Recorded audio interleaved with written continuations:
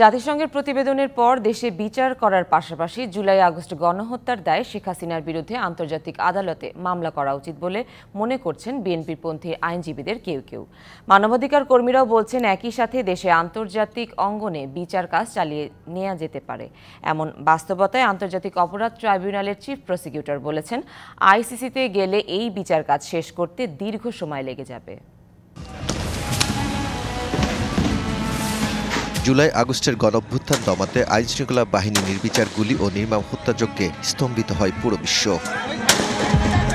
রক্তস্নাত আত্মত্যাগের মধ্য দিয়ে পতন ঘটে আওয়ামী লীগ সরকারের, দেশ ছাড়তে বাধ্য হন শেখ হাসিনা।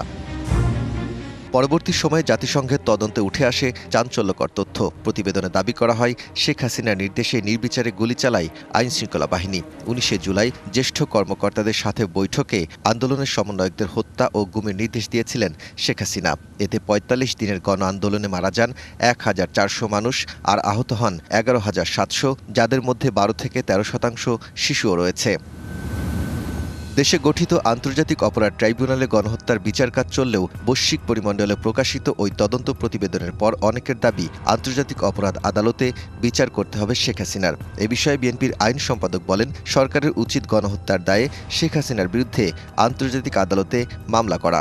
জাতিসংঘ শেখ হাসিনার বিচারটা আন্তর্জাতিক পরিমণ্ডলে করার জন্য একটা দ্বার উন্মুক্ত করে দিয়েছে। আইনজীবী হিসাবে বিশ্বাস করি সরকার এই সুযোগটা নিবে এবং আন্তর্জাতিক আদালতে অর্থাৎ ইন্টারন্যাশনাল ক্রিমিনাল কোর্টে শেখ হাসিনার বিরুদ্ধে এবং তার যে সহযোগী ছিল তাদের বিরুদ্ধে মামলা দায়ের করবে। জাতিসংঘের তদন্ত প্রতিবেদন প্রকাশের পর মানবাধিকার কর্মীরাও বলছেন, দেশে বিচার করার পাশাপাশি আন্তর্জাতিক আদালতে যাওয়ার সুযোগ তৈরি হয়েছে। এতে করে বিচারের স্বচ্ছতা নিয়ে কেউ প্রশ্ন তুলতে পারবে না। এই প্রতিবেদন জুলাই গণহত্যার বিচার কাজে গুরুত্বপূর্ণ দলিল হিসেবে কাজ করবে বলেও মত দেন মানবাধিকার কর্মী। আমি মনে করি যে এটা একটা গুড রেফারেন্স পয়েন্ট হিসেবে কাজ করবে, যে একটা নিরপেক্ষ তদন্ত অলরেডি হয়েছে প্রাইমারিলি, যেটা আলাদা করে যখন অভিযোগগুলো আসবে তখন তাদের প্রসিকিউশন টিম আলাদা করে তদন্ত করবেন, সেই সব প্রসিজিওর সম্পূর্ণভাবে আলাদা। কিন্তু এই প্রসেসটা একটু লম্বা প্রসেস সেখানেও, কিন্তু আমি মনে করি যে আমাদের আন্তর্জাতিক বিচারালয়ে যাওয়ার সুযোগ আছে। বিশ্বের বিভিন্ন দেশে সংগঠিত গণহত্যার বিচার আন্তর্জাতিক আদালতে চললেও তার সুফল আসেনি তেমন। রোহিঙ্গা গণহত্যা কিংবা নিরীহ ফিলিস্তিনিদের গণহত্যার বিচার কাজ বছরের পর বছর ঝুলে আছে। এমন বাস্তবতায় আন্তর্জাতিক অপরাধ ট্রাইব্যুনালের চিফ প্রসিকিউটর বলেন, আইসিসিতে গেলে বিচার কাজ ঝুলে যাবে। আন্তর্জাতিক অপরাধ আদালতে একটা প্রাইমারি অ্যালিগেশন যাচাই বাছাই করতে তারা 1 বছর থেকে শুরু করে 10 বছর পর্যন্ত সময় নেয়। ধীর গতির বিচার হচ্ছে আন্তর্জাতিক অপরাধ আদালত অর্থাৎ আইসিসি। বাংলাদেশেরটা কুইকেস্ট, এবং বাংলাদেশে এখানে সাক্ষী, এখানে আসামি, এখানে এলিমেন্টসগুলো এখানে, ঘটনাস্থল এখানে। আমি আন্তর্জাতিক আদালতে কোন দুঃখে যাব?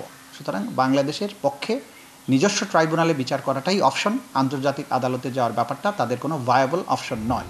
তাজুল ইসলামের মতে, জাতিসংঘের প্রতিবেদন শেখ হাসিনাকে দেশে ফিরিয়ে আনতে ভারতের উপর চাপ তৈরি করেছে। আন্তর্জাতিক এরকম একটা নিরপেক্ষ সংস্থা যখন তাদেরকে গণহত্যাকারী হিসাবে চিহ্নিত করছে, মানবতা বিরোধী অপরাধী হিসাবে চিহ্নিত করছে, সেরকম একটা চিহ্নিত অপরাধীকে ভারতের মাটিতে ভারত সরকার একটা অ্যাক্সেস দিয়ে তাকে পেলে পুষে বড় করার যে কাজটা করছে, এটা তাদের উপর একটা ভয়ঙ্কর চাপ তৈরি করবে।